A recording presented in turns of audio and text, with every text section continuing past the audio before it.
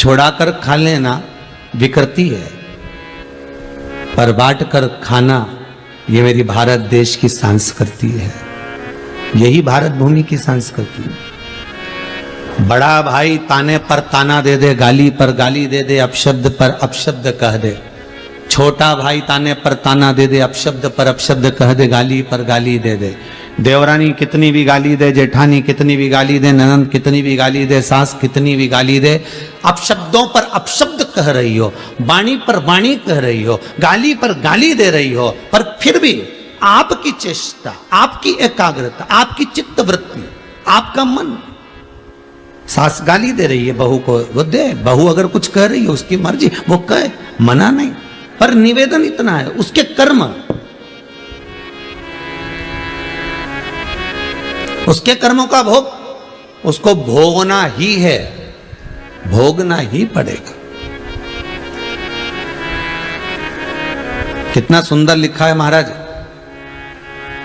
एक संत से, एक गुरु से पूछा गया कि एक कुत्ते ने पूछा एक गुरु के पास जाकर, गुरुदेव मेरी वाणी को आप समझने का प्रयास करिएगा। गुरु बहुत जल्दी समझ जाता है, गुरु गुरु होता है, सतगुरु सतगुरु होता है। सतगुरु के सामने कहा भी नहीं जाता, वो अपनी दृष्टि से देखकर समझ जाता है। गुरुदेव मेरी वाणी को थोड़ा समझिएगा। गुरुजी बोले, बोल क्या बात है। मैं राह में बैठा हुआ था, एक व्यक्ति दौड़ कर आया, मुझ में लात मारकर चला गया। मेरी गलती क्या थी वो बताइए। कभी कभी आपके साथ में भी हुआ होगा, कुत्ता बीच में बैठा होगा या कुत्ते का बच्चा बीच में बैठा होगा और आप जाते जाते उसको लात मार दी है, आप जाते जाते उसको कुछ कर दिए हैं और उसको डंडे से मार दिया, पत्थर मार दिया, लात मार दिया, मान लो आपने कुछ कर दिया उसके लिए, तो वो कुत्ता गुरु से पूछ रहा है मैंने गलती क्या करी है वो बता। तो कुत्ता कहता है कि मेरी गलती गिनाई जाए, तो गुरु कहते हैं गलती तेरी इस जन्म की नहीं है।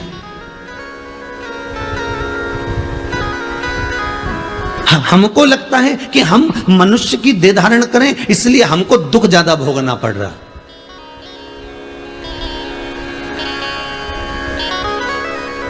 हम मनुष्य की देह धारण करें इसलिए दुख हमको मिल, नहीं नहीं नहीं, ऐसा नहीं है।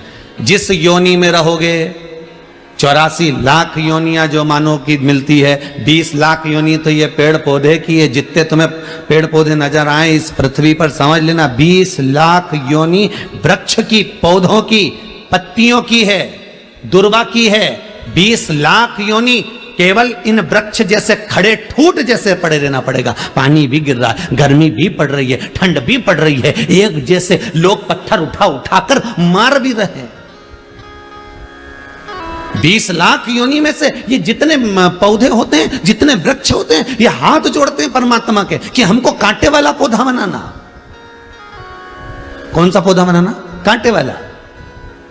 ये जब वृक्ष की 20 लाख योनियां होती हैं तो परमात्मा के आगे हाथ जोड़ते हैं, हमें कांटे वाला पौधा बना दो, पर हमें फल वाला पौधा मत बनाना।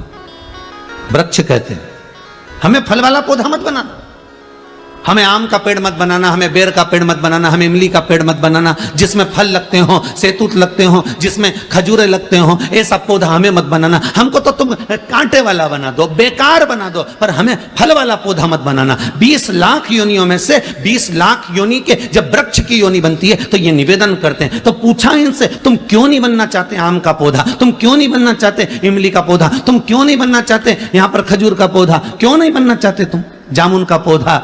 तो वृक्ष कहते हैं हम पल पोस कर बड़े होते हैं, बड़ी मुश्किल से तो खड़े रहते हैं, पानी में, गर्मी में, ठंड में खड़े हुए हैं, उसके बाद भी हर साल लोग आते हैं और पत्थर मार मार कर जाते हैं। ये सहन नहीं हो पाता है, ये सहन नहीं हो पाता।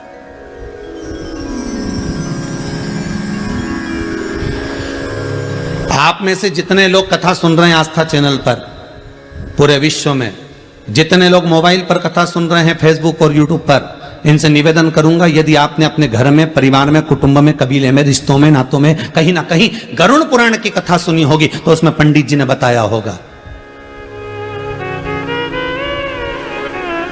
कि आम का पेड़, जामुन का वृक्ष, खजूरे का वृक्ष, फलदार वृक्ष कब बनता है व्यक्ति?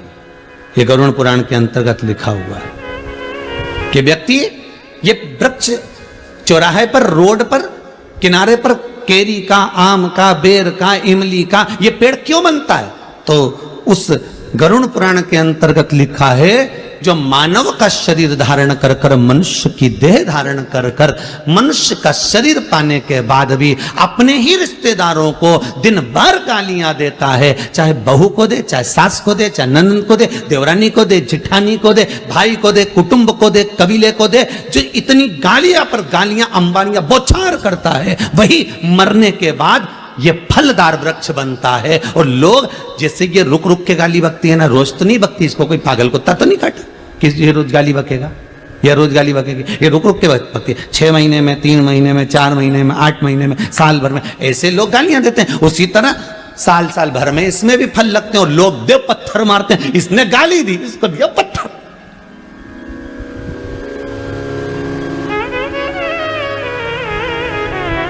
ना सास समझ पाती है कि मैं बहू को गाली ना दूं, ना बहू समझ पाती है कि मैं सास को ताने ना दूं। दोनों अगर ये समझ जाए ना, ये शिव महापुराण के पहले दिन की कथा ही समझ गए नहीं तो समझ लो जिंदगी सवर गई। कि हमने गाली दी और बेर का पेड़ बने और लोगों ने पत्थर दिया और एक बार में काम नहीं चलेगा, कितने समय तक खड़ ठूट जैसे बड़े बड़े।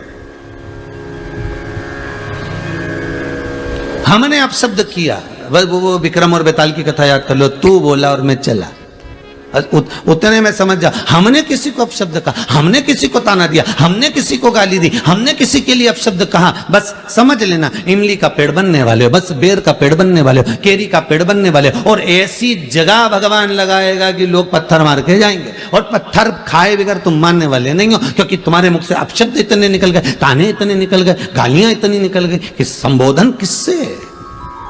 जैसे तुमने बौछार करी वैसे पत्थर की बौछार होती।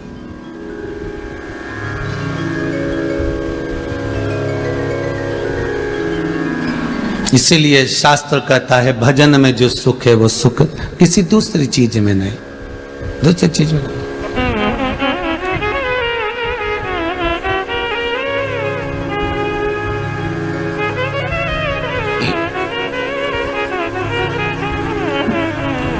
ये चंडीगढ़ के रमेश कुमार जी अगर कथा करवा रहे हैं, इन्होंने आशीष जी को लिखकर भेजा है, समीर जी को।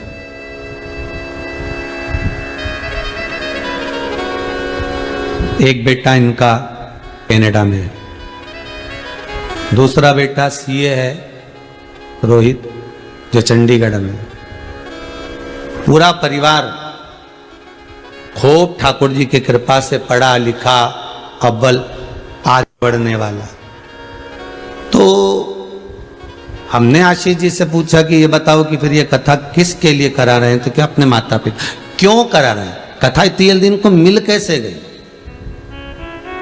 नहीं गुरुजी, कथा पुरानी है पर बीच में गड़बड़ हो रही थी, कथा इनको नहीं मिल पा रही थी, तो इन्होंने फिर पशुपति नाथ का व्रत किया, केवल कथा को पाने के लिए, किसी दूसरी चीज के लिए नहीं। दुनिया के लोग पशुपति व्रत कर रहे होंगे कि बेटों के जॉब के लिए, नौकरी के लिए, सर्विस के लिए, धंधे के लिए, व्यापार के लिए, व्यवसाय के लिए, ये कार्य के लिए, वो कार्य के लिए। पर ये गर्ग जी, रमेश कुमार जी गर्ग चंडीगढ़ वाले, ये जो कथा, केवल कथा मिल जाए उसके लिए पशुपति व्रत कर रहे हैं।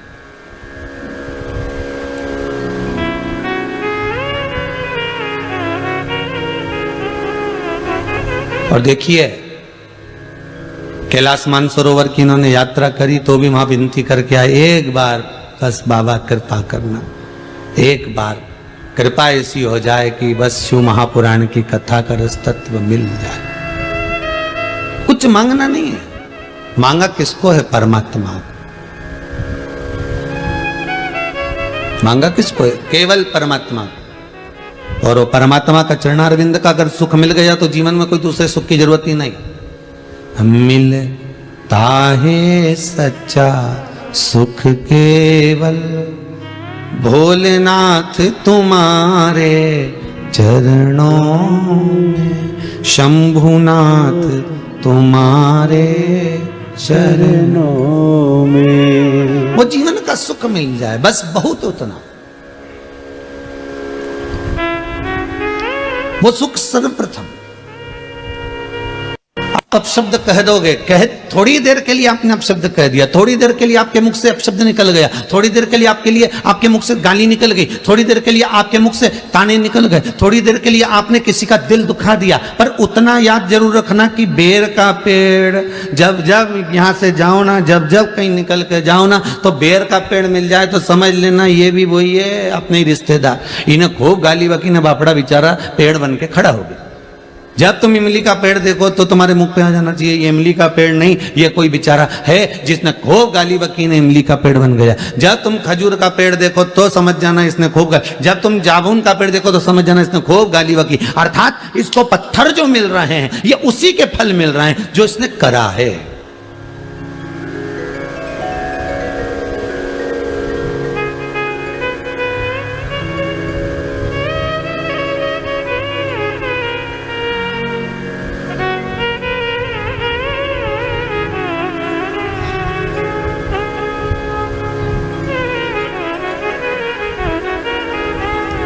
आज सुबह हम स्कंद पुराण पढ़ रहे थे थोड़ी सी, तो उसमें बंटी जी परिहार ने एक प्रश्न किया है, गुरुदेव आप हमेशा कहते हो कि वृक्ष की योनि ये है, उसकी योनि ये है, ये जो गन्ना लगता है ना, शुगर गन्ना जिसकी शुगर बनती है, शक्कर बनती है, ये गन्ना भी तो पेड़ पौधे में आता है, तो फिर ये योनि कैसी है?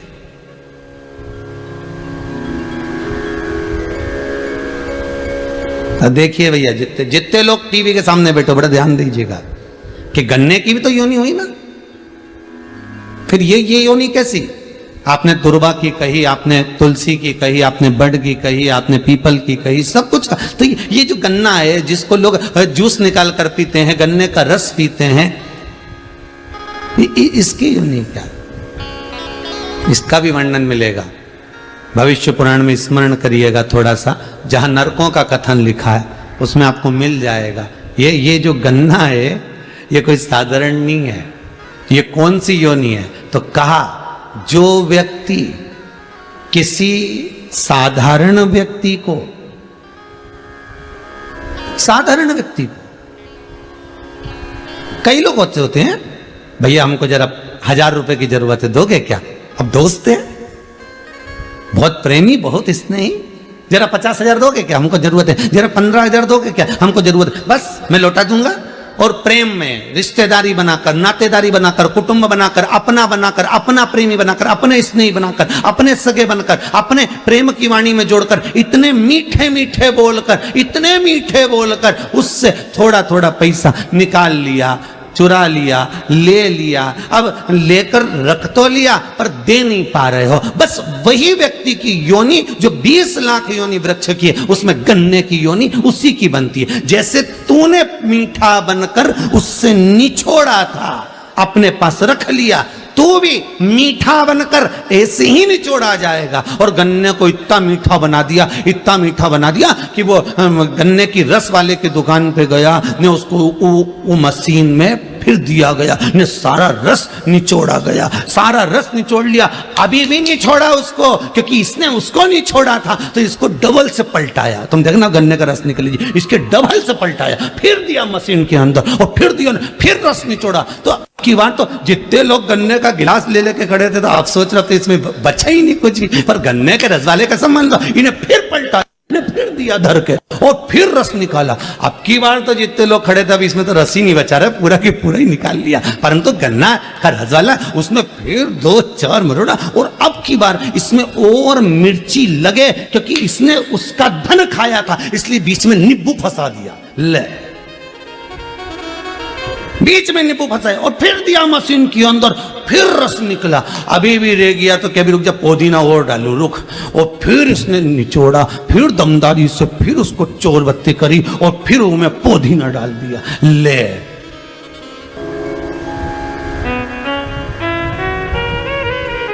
मान लो किसी का ले भी लिया है तो हाथ जोड़कर कहना, साहब शंकर से कहना, शंभो से कहना, मेरे ओ घड़ी मेरे विश्वनाथ मेरे शंभो से कहना, मरना मारना है, मेरे को मरना है, प्राण छूटना है, संसार में जो आया है वो मरेगा, पर निवेदन इतना सा है, जब तक मैं किसी का चुका ना दूं तब तक उठाना मती नाथ, मेरे को गन्ना नहीं बनना है। भगवान से कहना मुझे ऐसा।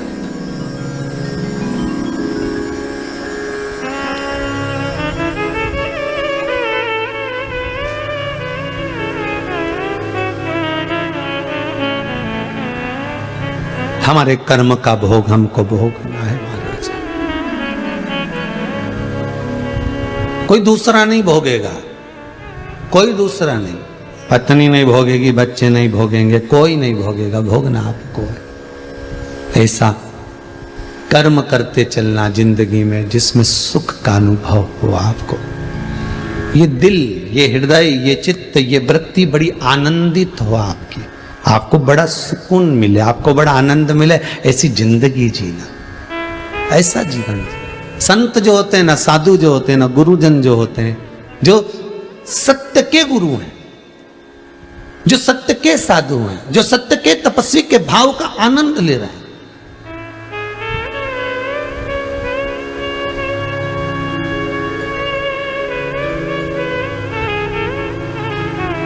जो सतगुरु होता है वो होता ही अलमस्त, उसको किसी से मतलब नहीं होता साहब, वो अपनी जिंदगी मस्त जीता। इसलिए गुरुजन कहते हैं भगवान के चरणारविंद के रसास्वादन के बिना कोई सुख नहीं है, भगवान की कथा के बिना कोई आनंद नहीं है, भगवान के चरणारविंद के बिना कोई रसास्वादन नहीं है। दुनिया का सर्वाधिक सुख की अनुभूति अगर कहीं होती है तो वो परमात्मा के चरण के, कभी भी उसके पत्ती के नाम से नहीं जानते। जानते हैं क्या? जानेंगे तो क्या कहेंगे साहब, ये फूल के नाम से, ये चंपा का फूल का पौधा है, ये मोगरे का पौधा है, ये चमेली का है, या नाम से जानेंगे उसके फल से, ये संतरे, या तो जाना फल के नाम से, या जाना उसके फूल के नाम से। फल हो, फूल हो, उसके नाम से उसको पहचान जाते। किसी पौधे को पत्ती के नाम से नहीं पहचानते कि ये इसकी पत्ती है, इससे फल और फूल के नाम से। उसी तरह संसार में आप कैसा भी कर्म कर, जैसा भी आप बोल रहे हो, चाल रहे हो, व्यवहार रख रहे हो, उससे कोई फर्क नहीं पड़ता। संसार में यदि आपको लोग जानेंगे तो आपके कर्म से जानेंगे। पहले कथा में कहा था व्यक्ति बनना सरल है पर व्यक्तित्ववान बनना कठिन है।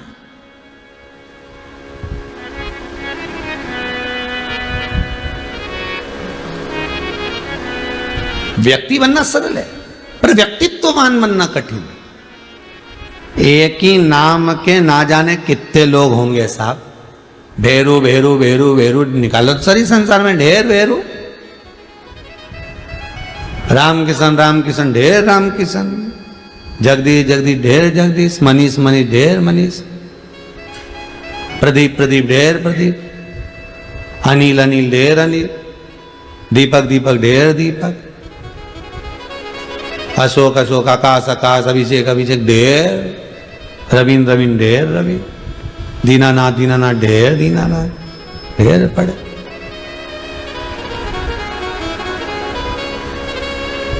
अब मालूम पड़े राशि भी एक है, नाम भी एक है। एक तो ऊंचे सिंहासन पर बैठा है, दूसरा मालूम पड़े कि ठेला धका रहा। नाम का कोई फर्क पड़ा क्या? जितने टीवी पर कथा सुन रहे हो ईमानदारी से बोलना, नाम का कोई फर्क पड़ता है क्या? नहीं।